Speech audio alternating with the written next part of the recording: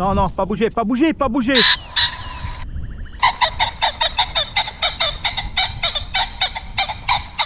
Elle part ici, là.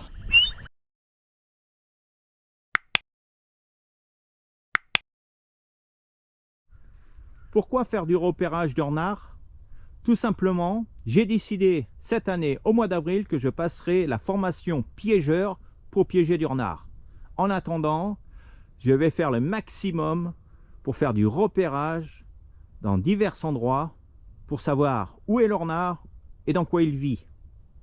Et je vous ferai partager cette aventure dans un premier temps. Après, on verra ensemble comment l'appâter et comment le piéger. Mais en attendant, je suis obligé d'attendre le mois d'avril pour passer la formation de piégeur. Ceci dit, jusqu'à fin février, malheureusement, je ne peux pas faire grand chose dans certains endroits car la chasse du gros gibier est encore ouverte et je ne veux pas déranger le gros gibier. Là, nous avons une belle coulée de renard ou de blaireau, je sais pas si on la voit bien sur la caméra. Donc là, nous sommes au bord du petit gîte numéro 3, le petit bois 3, où je vais installer la caméra pendant 5 jours à peu près. Et là, je m'aperçois qu'il y a une belle coulée là. Alors, je sais pas si c'est une coulée à blaireau ou à renard. Donc là, encore une autre coulée là, toujours pareil. Je sais pas si c'est une coulée à renard ou un blaireau. Toujours le même bois, le bois 3 quoi. Alors là, je sais pas si vous pouvez le voir. Très belle coulée là. Elle est vachement fréquentée là. Là, il y a du passage. Hein. On va essayer d'avancer un peu.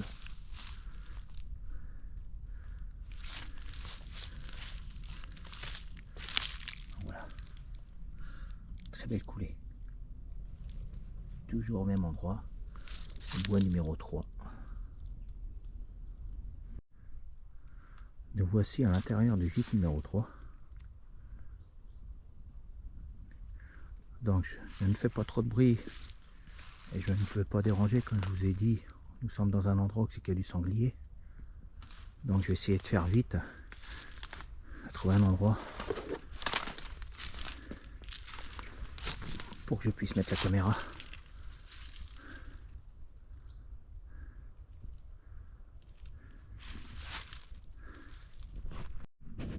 Donc là je viens de trouver un endroit, là, toujours dans le même bois, dans le bois numéro 3.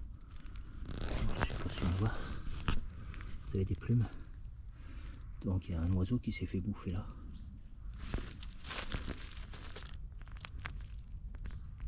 Voilà.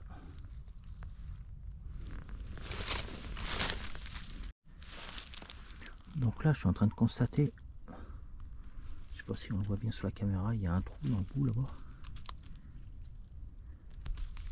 Il y a un trou là. Il y a un trou là.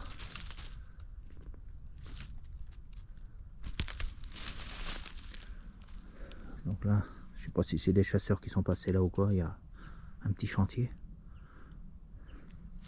Donc c'est pas mon endroit de chasse pas ici, hein, je chasse pas par là.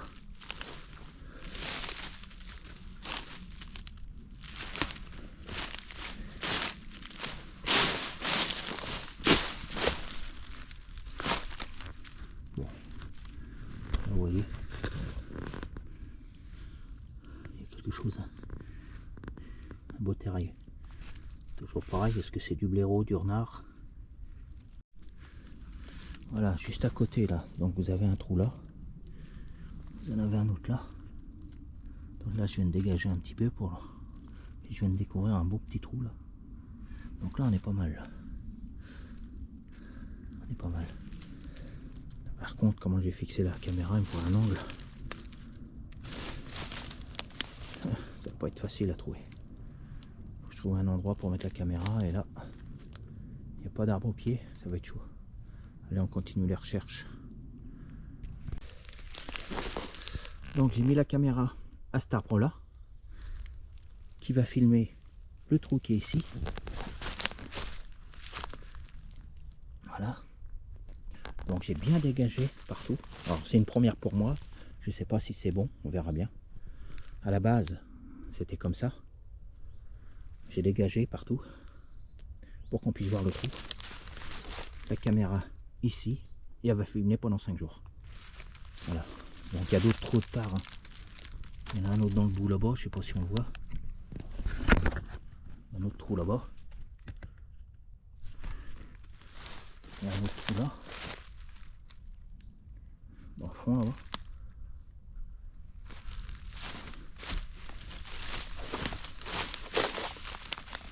Il y en a un autre là-bas. Il y en a un autre ici.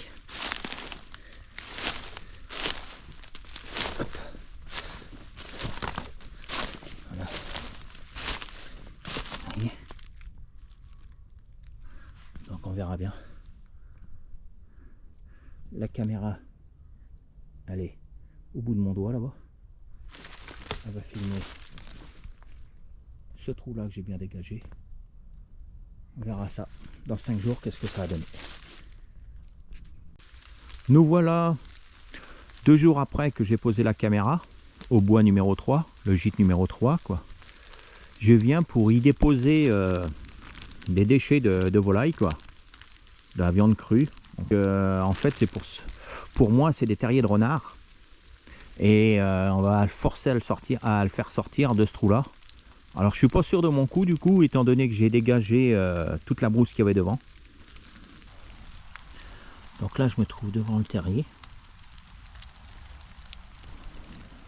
La caméra qui est ici. Donc là j'ai mis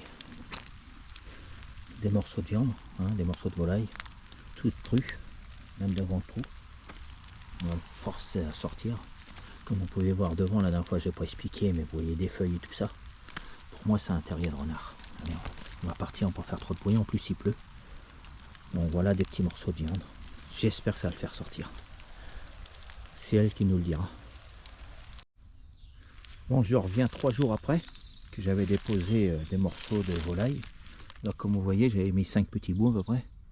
Donc sur les bouts que j'avais mis, bah, il reste que le morceau de carcasse qui est là. Donc ça a été bouffé un peu. Sinon tout le reste a disparu. Donc j'espère que c'est un renard qui a bouffé ça. On saura ça avec la caméra. On le saura, c'est elle qui nous le dira. Sinon pour reconnaître un terrier de renard, c'est simple. Hein. Il y a plein de feuilles devant. C'est un gros trou et il y a des feuilles devant. Donc c'est comme ça que j'arrive à reconnaître un terrier de renard. Le terrier à blaireau en fait, vous pouvez voir devant, il n'y a pas de feuilles, c'est propre. C'est toujours entretenu quoi. Ça c'est un terrier à blaireau. Mais il est possible dans un terrier de blaireau, je le dis, je le redis, il est possible de trouver du blaireau et du renard. Car quelque part, le renard c'est un squatter. Donc il est possible de trouver du renard avec du blaireau. Mais à la base, c'est un terrier de blaireau.